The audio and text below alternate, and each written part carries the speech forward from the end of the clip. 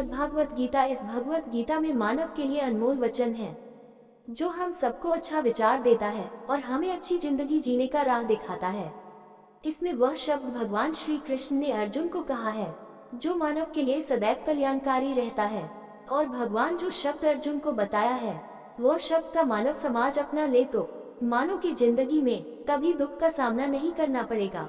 हाँ, ये सही है कि सुख दुख मानव के जीवन में आता जाता रहता है, मगर वह सुख दुख मानव को कुछ चीज सिखा कर ही जाता है।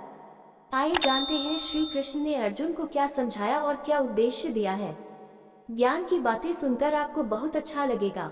नमस्कार मित्रों, आप सभी का एक बार फिर से माता का ज्ञान चैनल पर आप सभी का स्वागत है।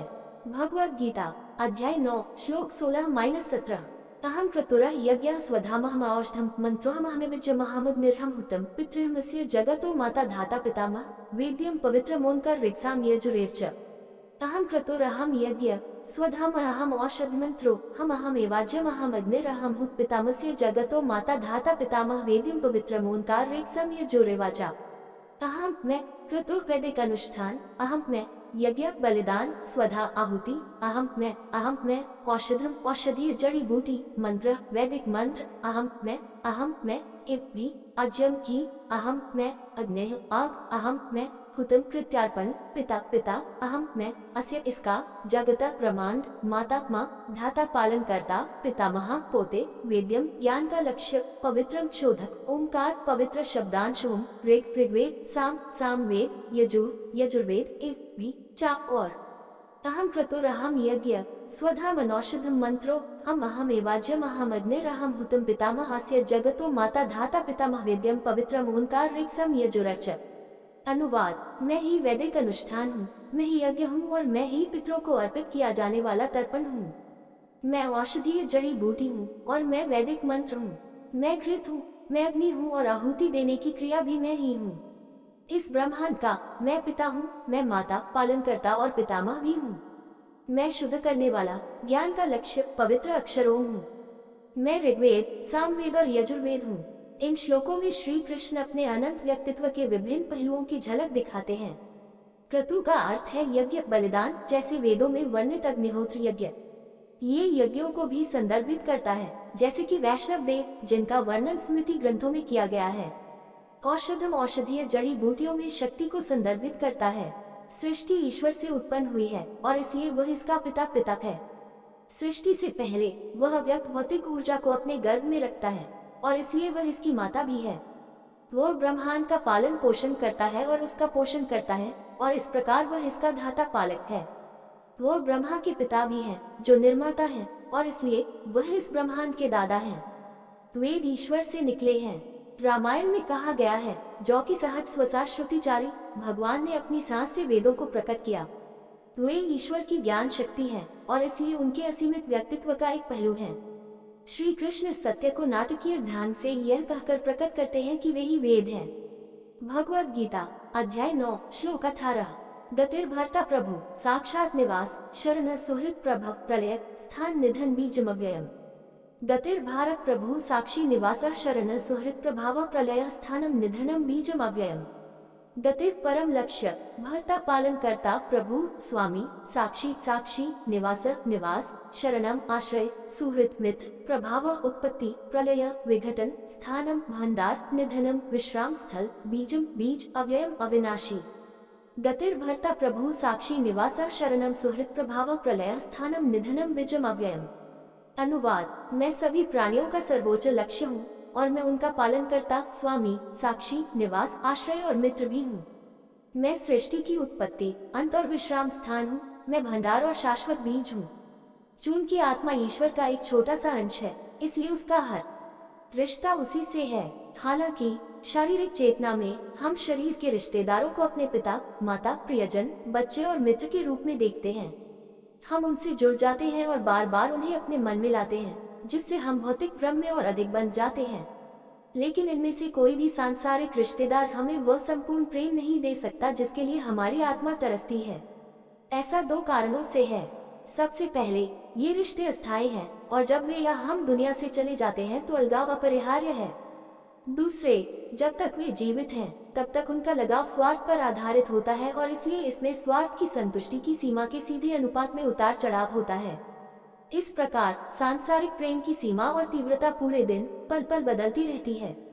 मेरी पत्नी बहुत अच्छी है, वह इतनी अच्छी नहीं है, वह ठीक है, वह भयानक है, ये दुनिया के नाटक में प्यार के उतार चढ़ाव की सीमा है।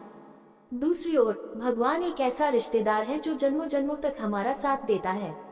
जन्म जन्मांतर तक हम जिस भी योनि में गए, भगवान हमारे साथ रहे और हमारे हृदय में विराजमान रहे।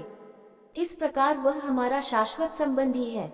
इसके अलावा उसे हमसे कोई स्वार्थ नहीं है, वह अपने आप में परिपूर्ण एवं संपूर्ण है। वह हमसे निस्वार्थ भाव से प्रेम करता है क्योंकि वह केवल हमारा शाश्वत कल्याण चाहता है। इस प्रकार केवल ईश्वर ही हमारा पूर्ण रिश्तेदार है जो शाश्वत और निस्वार्थ दोनों है। भगवान हमारे साथ रहे और हमारे हृदय में विराजमान रहे, इस प्रकार वह हमारा शाश्वत संबंधी है। इसके अलावा उसे हमसे कोई स्वार्थ नहीं है, वह अपने आप में परिपूर्ण एवं संपूर्ण है। वह हमसे निस्वार्थ भाव से प्रेम करता है क्योंकि वह केवल हमारा शाश्वत कल्याण चाहता है। इस प्रकार केवल ईश्वर ही हमारा पूर्ण रिश्तेदार है जो शाश्वत और निस्वार्थ दोनों है। भगवान हमारे साथ रहे और हमारे हृदय में विराजमान रहे, इस प्रकार वह हमारा शाश्वत संबंधी है। इसके अलावा उसे हमसे कोई स्वार्थ नहीं है, वह अपने आप में परिपूर्ण एवं संपूर्ण है। वह हमसे निस्वार्थ भाव से प्रेम करता है क्योंकि वह केवल हमारा शाश्वत कल्याण चाहता है। इस प्रकार केवल ईश्वर ही हमारा पूर्ण रिश्तेदार है जो शाश्वत और निस्वार्थ दोनों है। इस अवधारणा को दूसरे दृष्टिकोण से समझने के लिए एक महासागर और उससे निकलने वाली लहरों की सादृश्यता पर विचार करें। समुद्र में दो पड़ोसी लहरें कुछ समय के लिए एक साथ बहती हैं और एक दूसरे के साथ हथखेलियां करती हैं, जिससे यह आभास होता है कि उनके बीच बहुत गहरा रिश्ता है। हालांकि कुछ दूरी तय करने के बाद एक समुद्र में डूब जाता है और कुछ ही समय बाद दूसरा भी वैसा ही करता है। क्या उनका आपस में कोई रिश्ता था? नहीं, वे दोनों समुद्र से पैदा हुए थे और उनका रिश्ता समुद्र से ही था। इसी प्रकार भगवान समुद्र की तरह हैं और हम उनसे निकली लहरों की तरह हैं। हम अपने शारीरिक संबंधों के बीच जुड़ाव पैदा करते हैं ताकि मृत्यु पर सभी को छोड़ दें और दूसरे जन्म में अकेले यात्रा करें। सच तो यह है कि आत्माओं का संबंध एक दूसरे से नहीं बल्कि ईश्वर से है। इस श्लोक में श्री कृष्ण हमें शारीरिक चेतना और सांसारिक रिश्तेदारों के प्रति उसके सहवर्ती लगाव से ऊपर ले जाते हैं। आत्मा के मंच से ईश्वर ही हमारे सभी रिश्ते हैं। वह हमारा पिता, माता, बहन, भाई, प्रिय और मित्र है। यह विषय सभी वैदिक ग्रंथों में दोहराया गया है। दिव्यो देव एको नारायणो माता पिता भ्राता सुहृद गते निवासा शरण सुहृद गति नारायणेति सुबल श्रुति। मंत्र 6। भगवान नारायण ही जीव के माता, पिता, प्रियतम और गंतव्य हैं। मोरे सबई एक तुम स्वामी, दीनबंधु और अंतर्जामी। रामायण। हे भगवान राम, केवल आप ही मेरे स्वामी, निराश्रितों के उद्धारकर्ता और हृदय के ज्ञाता हैं। ईश्वर के साथ अपने शाश्वत रिश्ते के महत्व को जानते हुए हमें अपने मन को केवल उसी में संलग्न करने का प्रयास करना चाहिए। तब मन शुद्ध हो जाएगा और हम मामेकम शरणम व्रज या पूर्ण समर्पण की शर्त को पूरा करने में सक्षम होंगे, जो भगवान की कृपा प्राप्त करने के लिए आवश्यक है।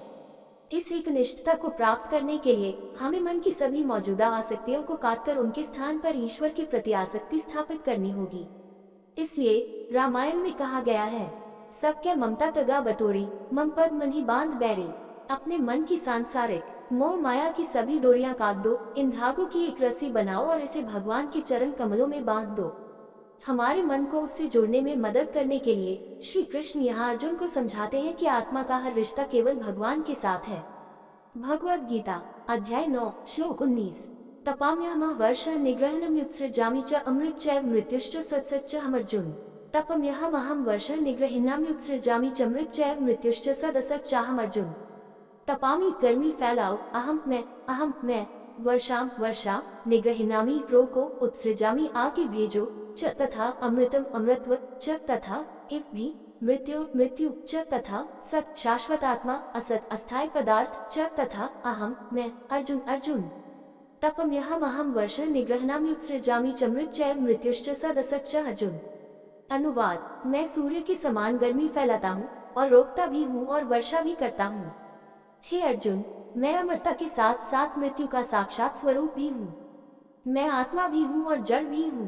पुराणों में वर्णन है कि जब भगवान ने पहली बार ब्रह्मांड की रचना की तो उन्होंने पहले जन्म में ब्रह्मा को प्रकट किया और उन्हें आगे की रचना का कार्य सौंपा। ब्रह्मा सूक्ष्म भौतिक ऊर्जा से ब्रह्मांड में सामग्री और जीवन रूपों के निर्माण के कार्य से हतप्रभ थे। तब भगवान ने उन्हें ज्ञान प्रकट किया, जिसे चतुश्लोकी भागवत 4 श्लोक वाली भागवत कहा जाता है, जिसके आधार पर ब्रह्मा ने संसार की रचना की। इसकी पहली पंक्ति बहुत सशक्त ढंग से कहती है, अहमेव समेव्रे नान्यद्यत्सत् परम पश्चादहम यदचियो वशिष्यत्सु सम्यहम भागवत 2.9.32। श्री कृष्ण ब्रह्मा से कहते हैं, मैं ही वह सब कुछ हूँ। सृष्टि से पहले मैं ही अस्तित्व में था। अब जब सृष्टि बन गई है तो व्यक्त जगत के रूप में जो कुछ भी है वह मेरा ही स्वरूप है। विघटन के बाद मैं ही अस्तित्व में रहूंगा, मुझसे अलग कुछ भी नहीं है। उपरोक्त सत्य का तात्पर्य यह है कि जिस सामग्री से हम पूजा करते हैं वह भी ईश्वर ही है। जब लोग पवित्र गंगा की पूजा करते हैं तो वे अपने शरीर के निचले आधे हिस्से को नदी में विसर्जित करते हैं, फिर वे अपनी हथेलियों में जल उठाकर गंगा में डाल देते हैं। ऐसे में वे पूजा के लिए गंगा जल का ही उपयोग करते हैं। इसी प्रकार जब ईश्वर ही सर्वस्व है तो उसकी पूजा की सामग्री भी उससे भिन्न नहीं है। इस प्रकार जैसा कि पहले छंद 16 और 17 में कहा गया है, श्री कृष्ण बताते हैं कि वे वेद हैं, यज्ञ अग्नि है, शब्दांश ओम घी और आहुति देने का कार्य है। इससे कोई फर्क नहीं पड़ता कि हमारी भक्ति का स्वरूप और भावना क्या है। ईश्वर के अलावा ऐसा कुछ भी नहीं है जो हम उसे अर्पित कर सकें। फिर भी ये प्रेम की भावना है जो भगवान को प्रसन्न करती है, न कि भेद की सामग्री। भगवद गीता अध्याय 9 श्लोक 20। त्रैविद्या मा सोमपा पूपपायज्ञायिष्ट्वा स्वर्गत प्रार्थयन्ते ते पुण्यमासाद्य सुरेन्द्रलोकं शनन्ति दिव्यं दिवि देवभोगान्। त्रैविद्या मां सोमपा पूपपायज्ञायिष्ट्वा स्वर्गतिं प्रार्थयन्ते ते पुण्यमासाद्य सुरेन्द्रलोकं शनन्ति दिव्यं दिवि देवभोगान्। त्रैविद्या कर्मकांड वैदिक अनुष्ठान का विज्ञान, माम में सोमपा सोम रस पीने वाले, पूत शुद्ध किया हुआ, पाप पाप यज्ञ बलिदानों के माध्यम से, इष्टवा पूजा, स्वर्गतिम स्वर्ग के राजा के निवास का मार्ग, प्रार्थयन्ते खोजो ते वे पुण्यम पवित्र असाध्य प्राप्त करना, सुरेंद्र इंद्र का लोकम निवास, अश्नंती आनंद लो, दिव्यांग दिव्य दिवी स्वर्ग में, देव भोगन दिव्य देवताओं की प्रसन्नता। त्रैविद्या मम सोम पूत पापायज्ञायिष्ट्वा स्वर्गतिं प्रार्थयन्ते ते पुण्यम असद्य सुरेंद्र लोकम अश्नान्ति दिव्यम दिव्यम देव भोगन। अनुवाद, जो लोग वेदों में वर्णित सकाम कर्म में रुचि रखते हैं वे अनुष्ठानिक यज्ञों के माध्यम से मेरी पूजा करते हैं। सोम रस जो यज्ञ का अवशेष है, पीकर पाप से शुद्ध होकर वे स्वर्ग जाना चाहते हैं। अपने पवित्र कर्मों के आधार पर वे स्वर्ग के राजा इंद्र के निवास पर जाते हैं और दिव्य देवताओं के सुख का आनंद लेते हैं। इससे पहले श्लोक 9.12 में श्री कृष्ण ने अविश्वासियों और राक्षसी लोगों की मानसिकता का वर्णन किया है जो नास्तिक और अधर्मी विचारों को अपनाते हैं और ऐसे लोगों को क्या परिणाम भुगतने पड़ते हैं। फिर उन्होंने उन महान आत्माओं के स्वभाव का वर्णन किया जो उनकी प्रेमपूर्ण भक्ति में लगे हुए हैं। अब इस श्लोक और अगले श्लोक में उन्होंने उन लोगों का उल्लेख किया है जो भक्त नहीं है लेकिन नास्तिक भी नहीं है। वे वेदों का अनुष्ठान करते हैं। कर्मकांड वैदिक अनुष्ठान के इस विज्ञान को त्रिविद्या कहा जाता है। जो लोग त्रैविद्या के विज्ञान से मोहित हैं, वे यज्ञ अग्नि बलिदान और अन्य अनुष्ठानों के माध्यम से इंद्र जैसे दिव्य देवताओं की पूजा करते हैं। वे अप्रत्यक्ष रूप से सर्वोच्च भगवान की पूजा करते हैं क्योंकि उन्हें एहसास नहीं होता है कि वह अकेले ही है जो स्वर्गीय देवताओं द्वारा दिए गए उपहारों को मंजूरी देते हैं। अनुष्ठानिक अनुष्ठानों को अच्छे कर्म माना जाता है लेकिन उन्हें भक्ति के रूप में नहीं गिना जाता है। अनुष्ठानिक अनुष्ठान करने वालों को जीवन और मृत्यु के चक्र से मुक्ति नहीं मिलती है। वे भौतिक ब्रह्मांड के भीतर अस्तित्व के उच्च स्तरों पर जाते हैं, जैसे स्वर्ग के राजा इंद्र का निवास। वहाँ वे उत्कृष्ट दिव्य आनंद का आनंद लेते हैं जो पृथ्वी पर उपलब्ध कामुक सुखों की तुलना में हजारों गुना अधिक आनंददायक है। निम्नलिखित श्लोक में श्री कृष्ण दिव्य सुखों में दोष बताते हैं। दोस्तों, ऐसे ही और कहानी सुनना या देखना चाहते हैं तो डिस्क्रिप्शन में लिंक मिल जाएगा, आप वहां जाकर देख सकते हैं। और आपसे निवेदन है कि यह वीडियो आपको अच्छा लगा हो तो लाइक शेयर सब्सक्राइब जरूर करें। धन्यवाद।